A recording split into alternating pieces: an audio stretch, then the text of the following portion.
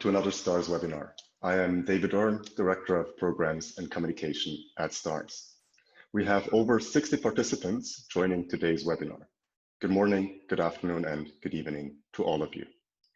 Today we talk with health tech entrepreneur Dr. XIAN about why Shenzhen is the place to be for tech startups. Sherry is CEO of health platform Luolai Health and founding partner of iCarbonX, China's first health tech unicorn. Sherry is also an expert in longitudinal population data tracking and analysis. She has worked with President Obama, NASA, leading professors, and private institutions in China and the US.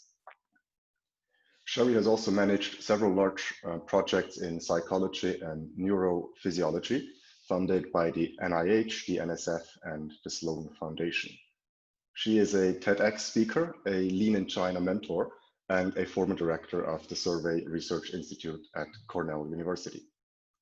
Sherry received her BA in Applied Psychology from Beijing Normal University, a PhD in Psychology from the University of Chicago, and postdoctoral training from the Department of Neurobiology at Stanford University.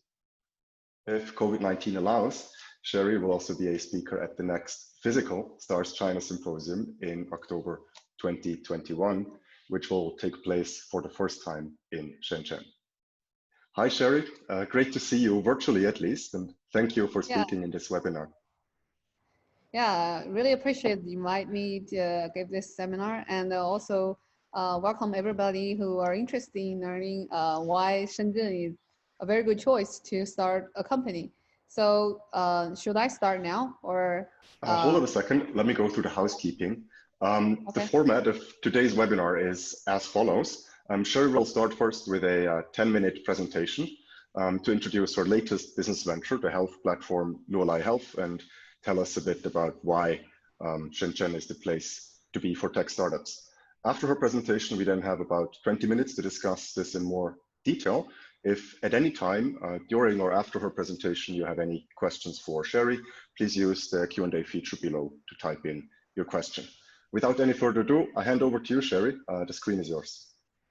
Okay, I'll start sharing my screen. I don't have a formal presentation like a PPT because I think it will be more interactive if we can see from some more straightforward perspective. So right now, if you can, David, can you see my map on the screen? Perfect, yes. Okay, yeah, so this is where Shenzhen is located in the map. And I am right here around this spot, which is called Huaqiangbei. This is where you can buy all the electronic necessary like parts. And I think in 2014 or something, a news reporter came in here and he actually found all the parts that are necessary to build iPhone and built one in a day. So this is the place where I'm currently in is the incubator of China CEC Valley. So you can see in my back, there's a lot of displays of products, and there are introductions of why, how people are doing things, how they are trying to build the 5G network, Internet of Things centered in this location. So Shenzhen is a small town, only started, it's a pretty new town, started in 1979. So from this brief video, you can see this is the picture of the ancient old Shenzhen. And it was first started in 1979. And then after 40 years of build, it has changed quite a bit. So the modern ones are like this. So it's just like a very beautiful modern city with lots of parks. So you can search for a lot of videos about Shenzhen online. So here I'm not going to show you anymore to spend time on that. And then there's also other visitors from there are visitors from other countries who are showing this different views. So I'm just giving you some highlights of this place. I think I can stop sharing now. Okay, so up to 2018, in Shenzhen, there are 281 publicly listed companies. It's the number 3 aside from Beijing and Shanghai. So out of the Fortune 500, Shenzhen has 7. So China Ping An Corporation is huge, based on insurance and now involved into different technology, like health service, doctor platforms, and a lot of areas. So they are ranked at 29. And then we have Huawei, who is get really famous during this China America thing. So, and then we have Zhengwei International. It's basically a lot of material, mental. They have a lot of mines. And then we have Hengda, which is like a real estate company. And then we have Zhaoshang Yinhang, which is a bank, and Tencent, and also Wanke is also real estate. And in Shenzhen, there are 21 unicorn companies, including the one I used to be, iCarbonX, where we try to digitize human life. So our hypothesis is that life can be interpreted through decoding all the data in your cells. So we can decode your DNA. We can see your like a gut microbiota in your gut system. We can see your proteins, immune system, and then we can create a digital copy of you in the system just for the purpose of study your health. And if we know your risks and we know how you are doing in different areas right now, then we can find proper solution to deal with problems. So the reason, okay, so there are, let me just focus on the Shenzhen first for a few more minutes. So in Shenzhen, there are about 900 parks, and their goal is to build 1,000 parks in this city. So you can see from the map, this is actually a very green, beautiful city. And that's one of the reasons why I choose to start a company in Shenzhen. I was in the US for 17 years, and the last 10 years was in Ithaca, near Cornell University. It's a very rural, beautiful, small town. So my concern is like, I need to have my life in a good quality way. Like I need to smell good air, like the pollution should be controlled. And also I want to have an open environment, because I spent 2 years in Stanford. So in Stanford, in the Palo Alto, Silicon Valley, you can see the innovation and a lot of things that is just everything is booming, and you are looking forward. You are looking ahead of you. You never look back. And this kind of culture, also technology driven, kind of free. You can from any country, you can speak any language. You can still not any language. You have to speak English in Silicon Valley. But in Shenzhen, it's also like that. The Shenzhen is based in Guangdong province, and Guangdong province actually is a very traditional type of province. People here mostly speak Guangdong dialect. That's when you go to a Chinese restaurant in Europe or US, you can see those people, actually most of them speak Cantonese.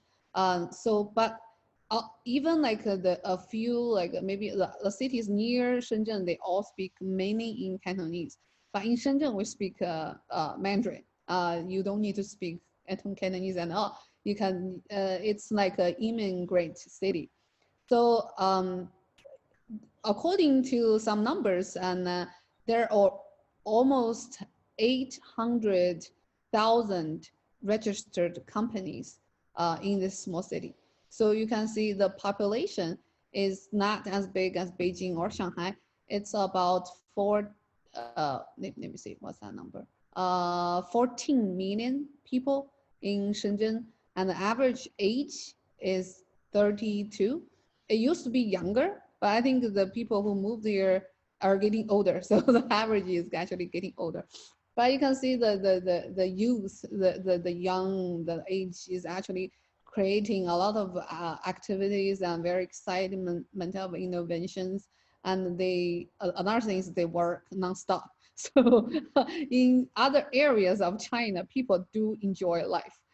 For example, in Shanghai, they spend money to do massage, they do some recreation. But in Shenzhen, it's all about sitting in front of a computer and do programming. So a lot of the problems we have in Shenzhen is like people have neck and the head and neck tired. Like I was constantly checking out for different instruments to check what kind of problems we might have. And then I got myself checked again using infrared imaging system. And they told me, your neck and your head is not very good. I was like, okay, I know that. Like so it's because we are always in front of the computers. So even though we have 1,000 parks, I don't think we actually used it that much. And in the very famous district of Yuehai, that's where Tencent and all those big companies are located, they try to do a like elderly study to take care of people who are older than 60, and they were look through the whole district. It was a big district with millions of people. There are only like 60, there are only like less than 100 people are qualified for that program because you just couldn't find people who are older than 60 in that district. So that created a lot of interesting things. One way, there are just, you want to hire smart and creative people who work hard for their better future. And also, if you talk about values, your vision, these people, they can be, they can respond because they see things shouldn't be just about money. Money is important, but other things, things related to, expanding, making people live longer, better life, creating values in this whole country, how we are going to compete with AI, how we create AI. So they're thinking a lot of very deep questions. So when you compare Shenzhen with other parts of China, like for example, I'm working with Luolai, which is also a publicly listed company. They are a very traditional company who do a lot of beddings, pillows, mattresses, and they are the number one in this category in China. So the founder of the company wants to expand their territory into health because he thinks things should be more intelligent and more health related in the future for everything. So I think he's very right. And the reason why I choose to work with him is because they already have a brand name, pretty good in China. They have enough users already who are willing to pay more than 200 US dollars for a set of beddings. So that means that they are mostly middle-class women. But the reason why I didn't put my Luolai Health headquarters in Shanghai, but I put the center in Shenzhen is because if we want to tap into health, we need all the devices, like smart devices, and all the people who can study the data, give the algorithm, and then track people and provide a solution to this in terms of a very grand IT architecture, and also lots and lots of smart devices. So Shenzhen is actually a very good spot to assemble all these innovation ideas and realize them using smart devices. And also the last piece is the government really supports innovation. So especially for people who moved from overseas, there's a lot of policies that allow you to work in Shenzhen and enjoy like supporting grants from the government and also your tax. So very importantly, now Shenzhen and the nearby 8 city is creating something called Yuegang Dawan is the big valley.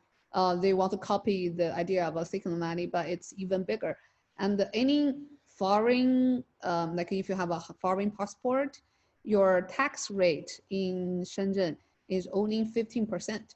So which means that's a lot of savings for people with foreign passports. So all this taxi policies and all those uh, called how do you say that the elite kind of policies, they give you money for free because you're someone they want.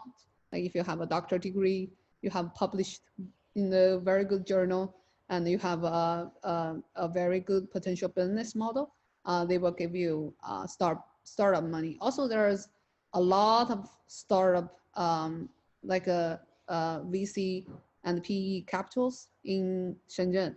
A lot of them are working closely with government money, but also there's a lot of dollar-based VCs, and so there's always all types of competition and roadshow you can participate to showcase your company. So this creates a very good environment. Not only you are not alone. There's a lot of people who are doing startups. Like for example, I was in a meeting and we have people from 5 different startup companies. Maybe it's just one people, or just so the company could be just one person, two people. They are already planning on something really big and moving rapidly. So the resource-wise, it's also very good. I think all because people are very open-minded, and the government knows innovation is the key for this small town to grow to such a big size. Yeah. Okay. So, oh yeah, Thank you very what much. I didn't talk, but anyway, in Luolai Health, basically we're building this platform to collect data to build health records for families. So our cutting to point is to get the ladies, like the wives in the family, because in China it's different, because not only women needs to work, they also need to take care of their kids, take care of their husband, and take care of their parents and and relatives. So it's a very tough job. I think we can try to ease them from keeping tracking of everybody's health data, finding their problems, and give them reliable resources to solve their health problems. So it's basically a platform we're gonna work with many different small companies. Yeah. Okay. Thank you, Sherry, for this introduction overview. Let's move into a Q&A. In your presentation, you mentioned a couple of reasons why you decided to start up Luolai Health in Shenzhen. You mentioned talent, smart devices, hardware, government support. Let's move through these elements one by one. I would like to start with funding. So what are the main sources of funding for startup companies in Shenzhen? And overall, how important is government funding?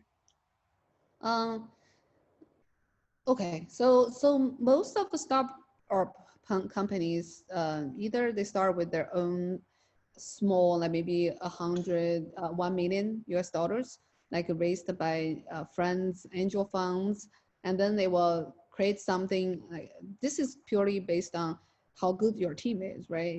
We think it's a trustworthy team, then they give you get more money. For example, when I joined iCarbonX, we have 20 people and we raised 0.1 billion US dollars because the people have full trust in our team, thought that we could create something very exciting. So angel funds is very important to start a company. And then the government usually comes in when you start to have projects ready. You can submit your projects to the government to review. And if it's a solid case, then they will give you a lot of support and with requirements. For example, you need to publish how many patent, you need to recruit how many, you need to create what kind of publish how many paper and stuff like that. The government is still support in terms of very tax return and the tax cut, pension reimbursement sort of thing. Yeah. That's I would say the government isn't that important, but because of this policy, then they create this ecosystem. The big companies want to come here, and the big companies actually provide a lot of opportunities for these small companies to create something new that could be part of the big company, or get invested by these big. Tencent also have a very big Mhm. starting fund themselves. So this is basically about the ecosystem. Yeah. I see. Would you say then that generally speaking, scrutiny from investors has been growing recently? And if yes, do you see pressure for startups to transition from this growth at any cost philosophy, which was prevalent in Yeah. the last couple of years, to more like finding paths to profit? Is that something you see in Shenzhen? It's really, really hard right now. Since the end of 2018, people realize all those bubbles we created in terms of uh, funding and the thing is getting out of control. So now people are getting really cautious, and especially during the pandemic situation, that the investors, they couldn't go see a lot of projects, and then they realize actually it's okay to wait. You don't have to rush into any project to give them money. You can wait and see, if they actually proven they have a solid business model. Investors are getting more cautious. You can see that, and they don't really easily give out money anymore, and they expect a pretty, complete making sense kind of story. And also they emphasizing like a hardcore technology. For example, you have anything related to like technology that China really need. For example, the chips and GNA sequencing machines. Those things will get funded really, really easily. So they prefer hardcore technologies. Yeah. Let's look at the most important factor, the one you also mentioned first, talent. So what's the talent situation like in Shenzhen? Is there enough tech talent? Are there enough entrepreneurs and technical talent in Shenzhen to keep the ecosystem growing in the coming years? I think the real estate, the housing price is getting too high. So that's impacting because the young people, when they come, they don't have any, if they don't have family to support them, they cannot afford a house. But it's important for them to settle down and get married. And in China, to get married, having a house is like a necessary thing. The government recently has pushed out a lot of policy to build like government-sponsored housing for this kind of talented people. You see that Huawei has moved their headquarters, a lot of their manufacturing headquarters into Dongguan. It's a nearby city, like a 1 hour drive from Shenzhen, because of this issue that their young tenants couldn't find a good housing place in Shenzhen. So the government is trying to do something to stop the companies and the tenants to moving out. Yeah, because they see the bad example from Hong Kong. Mm. Shenzhen is particularly known as a paradise for hardware, and you mentioned that for Luolai Health, an important reason was also to be close to the manufacturers of smart devices. So obviously for hardware startups, Shenzhen is a perfect place to turn a prototype into an actual product. I'm wondering, is this still the core of Shenzhen's attraction for startup companies, the hardware ecosystem?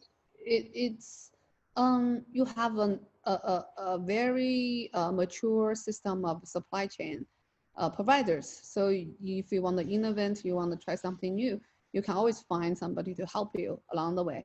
The reason is Luolai was doing classic traditional stuff. They founded their manufacturer factory is actually in Nantong near Shanghai.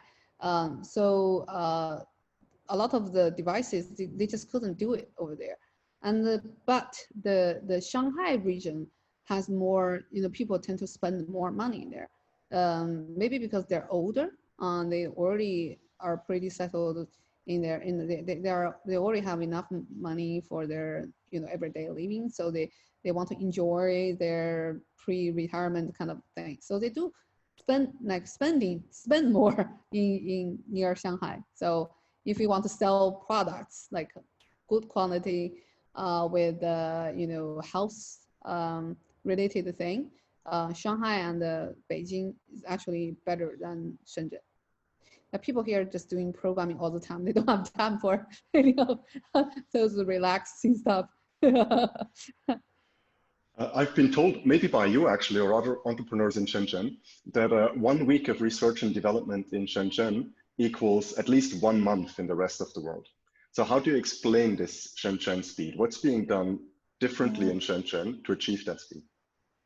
Yeah, when I was in the US, you know, you know, I am pretty quick in terms of, I'm pretty efficient in terms of finishing my job so that I can, you know, relax and enjoy my life. But in Shenzhen, you just feel the urge, like you want to finish everything quickly so that you can go on to the next thing. Because everybody is, you know, if you are competing with two groups, you know, you can actually take your time a little bit because you don't know, maybe they are not as urgent. You don't have the fidget feeling like a lot of people are competing with you, but you are running with a lot of a big group of people. And out of those, definitely one or two will be better than you. Then you feel like, okay, I need to work extra hard for that, but otherwise I won't be the top in the league. And in this market, you have to be the top in order to do really well. So everybody wants to be the top. So that's why you cannot stop. You have to go faster, better than everybody. Yeah. As a result of that, then Shenzhen is China's most innovative city. I read that Yeah. 50 or over 50% actually of all patents in China originate from Shenzhen. And just to put this into perspective, companies based in Shenzhen file more international patents than those in France or Britain. Oh, yeah. Okay. So we have a question about scientific education. I think it's a nice segue talking about innovation. The question comes from Bruno Gehrig. He's a board member of Merki Baumann, former chairman of Swiss and Swiss Life, and former board member of Roche, which you know very well, Sherry, UBS and Swiss National Bank. He's asking, his question is actually threefold. He's asking, how important is scientific education abroad today for Chinese students, say in the US or in the UK? And for you as a leader, does it make a difference to manage people with a Chinese-only education as opposed to colleagues who have studied abroad? And thirdly, how do you see the future of education abroad? Will it become less or more important? Mm-hmm. Oh, education, I think it's the key to every country. And based on my experience, I had my, you know, my elementary school and high school, college in China, and I went to the US for my graduate school and postdoc, and I was a professor for a few years. So I realized it's very different. In China, they do everything in terms to getting a good score. You probably don't enjoy the thing at all, but you get to learn the rules, you remember the rules, and then you apply them. So you can see that in China markets, a lot of technology is also about application. It's not really like brand new things like fundamental discoveries originally in China. No, they just learned those from papers, from other people's products, and they copy them. So that's what the innovation right now, the status in here. But because of the US trade war, they've realized this is not possible for in the future, because someday China will have to have everything done by themselves or with help from other friends. So now they're trying to recruit more people from overseas and with overseas education, which because it's a fact that people educated in the US or Europe, I don't know many from India. So I mostly met people from US or Canada, Australia, Europe, and they are more in terms of innovative. So we call insights, right? So some people have business insights. Some people have scientific insights. A lot of people educated in China with a PhD degree, they learn to use set of rules and experiments and design and stuff, but they just don't have that kind of insight. So that's what I'm constantly looking, like who has that driven, a curiosity driven imagination. So these things like critical thinking, imagination, like curiosity, These are all things are lacking in the current education system. They don't allow it because they have to teach 60 kids in one room by one teacher. So if you are too curious, like I was when I was in primary school, I get thrown away. Like I have to sit in the back of the whole classroom or outside the classroom because you're basically disturbing the progress of the classroom. So I think this is gonna change. Definitely the international schools in China are already, adapting the IB system, the AP system in the US, and the kids are more taught how to speak, how to make a speech, how to do a project instead of just, do math. But there's a compromise. Because I have two girls who go to international school, when I go home, I actually make them to redo a lot of math because you still need that foundation, the solid foundation. And so there is like the balance. You need one side you want them to express themselves, but then one side you want them to have a solid technology or math or background like there, so that in the future they can develop more. Yeah. Mr. Gehrig has a second connected question about the one-child policy. What is the long-term future of the one-child policy in China? What are the positive and what are the negative consequences? Is China running out of brain power? Yeah, that's a great question for me because I'm the first generation of a single child in China. So I'm a girl. I grew up in Sichuan, and my mom really loved boys, but she didn't have a chance to give me a brother. Otherwise, I think my life story will be very different. So the good side of single child policy is that they give women a lot of respect, and before, if you can have two kids, a boy or a girl, they will give the resources to the boy to send them to better schools and better education. And but now, but since around my time, they start only have one kid, so they put all their resources in one kid, no matter whether it's a boy or a girl. You get to have the same type of education, and you grew up competing with the boys, so you're not feel so male dominant anymore. So I think that's the good thing. But the one single child policy has been canceled. So in China right now, you can have two kids. You don't need to have just one kid. It's open. Everybody can have two kids. The problem is people don't want to have kids anymore. The housing and the living expenses are too much. The work is too hard. So the birth rate has been dropping constantly. So a lot of my girlfriends who are pretty smart, independent economically, and they just don't want to have kids. So that's why in every single syndrome, I'm always saying, you don't need to get married, but please have kids. That's part of the reason why we humans survive. So it's like our responsibility to have kids. So anyway, there's a big impact, and you don't see that many young and workforce. So that's why China is moving so rapidly in turning a lot of things into AI-driven technology. You have the need. You cannot just use cheap labor anymore. Yeah. The next question comes from Doris Albis, so she's the executive chairman of Evaluglo. She's asking whether you have any plans to globalize and integrate your company into a health ecosystem. Oh yeah, definitely.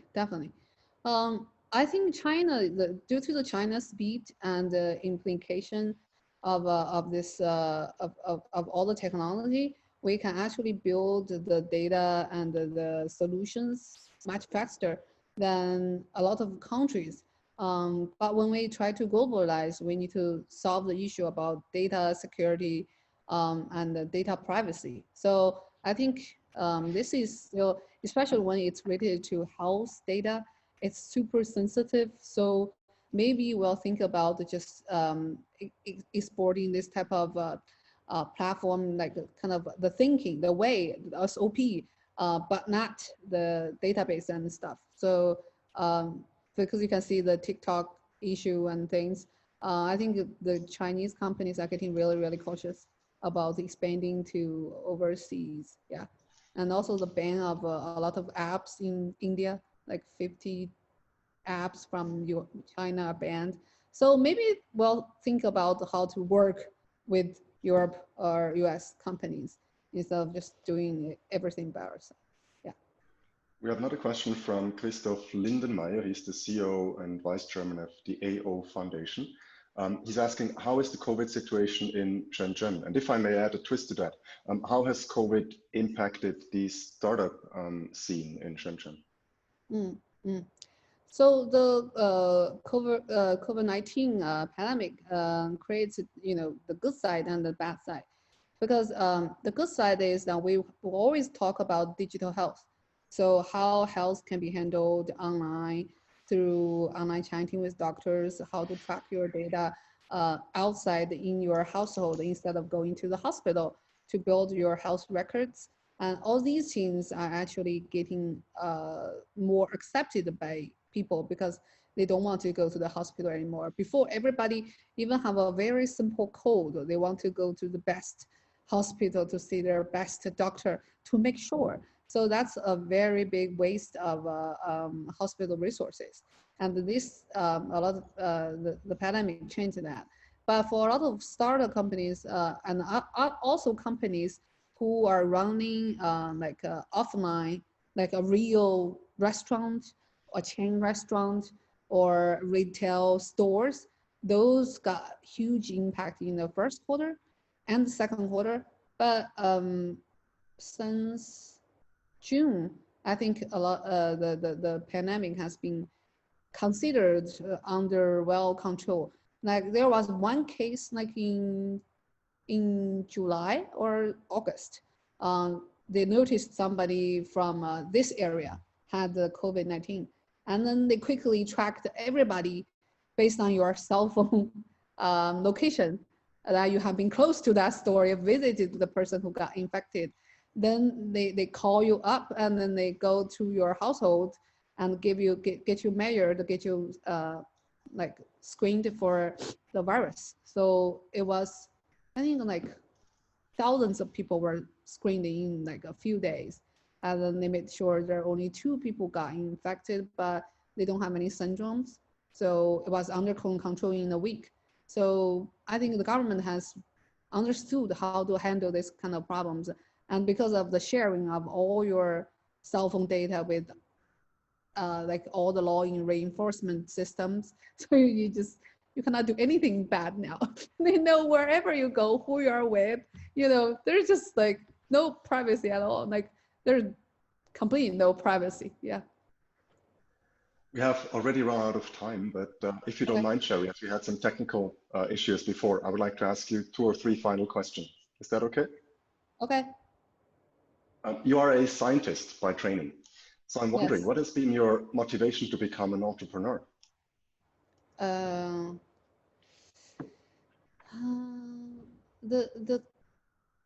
drive that I want to make any innovation or no, first I'm very curious. I'm eager to learn.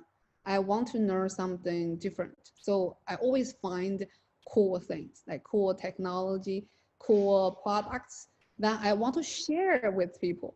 So you can either be maybe a science pop, speaker or something, but then you can actually start a company and sell these things to people because people get sold to so many like useless or bragging, bluffing kind of products, right? So we want to understand health and we want to match them with reliable things. So my criteria when I see something is always, does it make sense in terms of technology or science? So if somebody with my background could, more people with like who are like me, that you believe me, you will get a lot of challenges in the business world because it's very different from academia.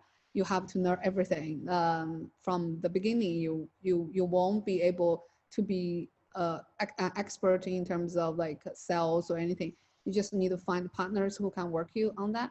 But I think it's really exciting to actually create like this kind of practical value, like immediate value. So it's like an immediate positive response to myself. I treated somebody, I give somebody a product, they use it, and then they say, wow, this is good. So that's the thing that you actually achieve. Unlike scientists, you publish a paper and then you're like, how many people have cited it? So no other index. That's a great answer. I've never heard that before, but it makes a lot of sense. You get immediate feedback. So as a successful serial entrepreneur yourself, what do you consider the most important qualities of an entrepreneur to be successful? Okay. So I think the word grit, a lot of people talk about the grit. There are so many challenges. You just cannot believe it. There could be, funding, product, co-workers, and funding people. Like anything can go wrong. Every single day there could be something wrong. So you have to deal with it and don't get emotionally too involved, because we do know a lot of people kill themselves because of too much pressure. So I think the great thing that maybe when we were doing research, it's even harder. So, so this is not that as bad as when you're trying to do a science or nature worthy of discovery. That's torture. So compared to that, I think doing a startup is okay. But you do have to laugh it out and have first is about yourself. Great. Secondly is make friends, making lots of friends who are in the startup field. So when you have a problem, ask them for help or just say your problem, and you realize that everybody of them have the same problem. So then you are mentally more, relaxed. Yeah. The last one is just good health. That doing startup is really about your health. If you have a strong body, strong mind, don't get sick, stay stable with the up and downs in your moods, then that's okay. Yeah. With that, I would like to thank you very much, Sherry, for your time and for sharing your insights with us. Thank you, Sherry. Okay. All right. I'd also like to thank all our alumni who participated in this webinar. In the next STARS webinar on September 25, we talk with STARS alumnus Yauheni Pryorman about the ongoing protests in Belarus and what it takes to bring about change in Europe's last dictatorship. I hope to see you there. In the meantime, take care and stay healthy. Thank you and goodbye.